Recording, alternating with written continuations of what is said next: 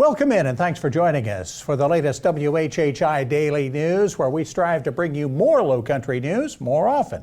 I'm Bob Stevens.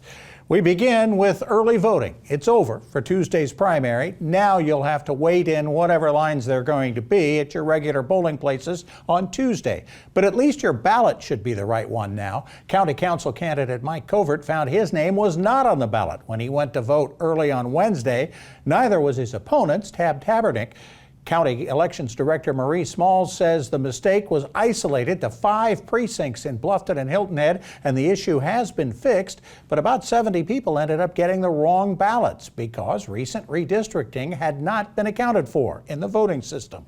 She says there's nothing she can do about the mistake after the fact except apologize. Probably not what Beaufort County Sheriff P.J. Tanner needs just days away from his primary election showdown with past challenger JoJo Woodward. A letter from the NAACP questioning the Sheriff's Department's arrest and employment history. The organization says that over the last 5 years, the Sheriff's Office has issued warrants and made arrests at far higher rates for African Americans compared to whites, and has also noted that the leadership of the Sheriff's Department is almost entirely white and predominantly male.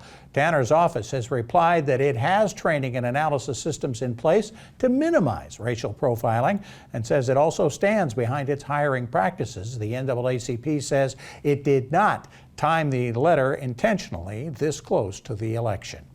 The town of Hilton Head's trying something this summer that, if it works, is going to make the island even more attractive to elderly and disabled tourists. Free wheelchairs designed to navigate the beaches. The new beach wheelchair program has 2 chairs available at Islanders Beach and 2 at Coligny Beach, and more sites may be added.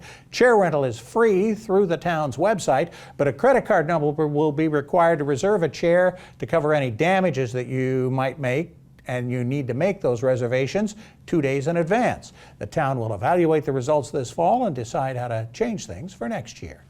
And here's a great summertime adventure story. The Island Packet reporting that archaeologists are going to start digging in Beaufort for evidence that a Scottish colony of about 50 people once existed there more than 300 years ago. Professor Chester de Prater, who helped found the Santa Elena settlement years ago, will be leading the team that will be searching for Stewarts town that was built in 1684. It's believed the town existed in the Point neighborhood east of Carteret Street and south of Prince Street. In 1686, the colony went up in flames from attacks by the Spanish and Native Americans, the first hole actually being dug in Mayor Stephen Murray's yard on Craven Street.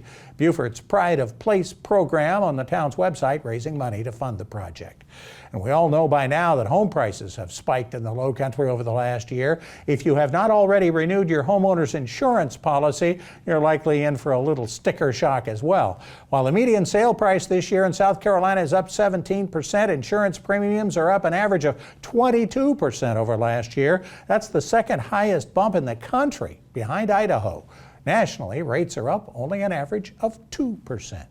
For more information on these and other Lowcountry stories, visit the sources listed on your screen. Boy, been some stormy afternoons during the week this past week. What are we looking at on the weekend and into early next week? Maria Soden has more. Thanks, Bob. All right, let's jump right in. So it looks like this weekend we are going to see some rain. Saturday, there's going to be a chance of thunder showers in the early afternoon. It's going to clear up, and then we're going to have some more rain in the evening. Hilton Head's going to have a high of 86, a low of 76. Bluffton's going to have a high of 89, a low of 75. And Beaufort's going to have a high of 90 and a low of 74. On Sunday, there's another chance of thunder showers throughout the day, with Hilton Head having a high of 86, a low of 76. Bluffton's going to have a high of 88, a low of 74. And Beaufort's going to have a high of 90 and a low of 75. The sunrise for this weekend is going to be at 6:15 and sunset's going to be at 8:30. Taking a look at the beach tides, low tide's going to be at 2:12 p.m. and high tide's going to be at 7:36 p.m. And then on Sunday, low tide's going to be at 3:02 p.m. and then high tide's going to be at 8:32 p.m. Taking a look into next week, Monday it's going to be cloudy with highs in the 90s and lows in the 70s. Tuesday there's a chance of thunder showers throughout the day with highs in the 90s and lows in the 70s. And then come Wednesday it's going to be cloudy again with highs in the 90s and lows in the 70s. That's it for today. Let's head back to the desk. Thanks, Maria. When the WHHI Daily News continues, we're going to have some good news from our graduating classes in the Lowcountry, and we're going to tell you more about a cooperative preschool opening in the Lowcountry. Stay with us.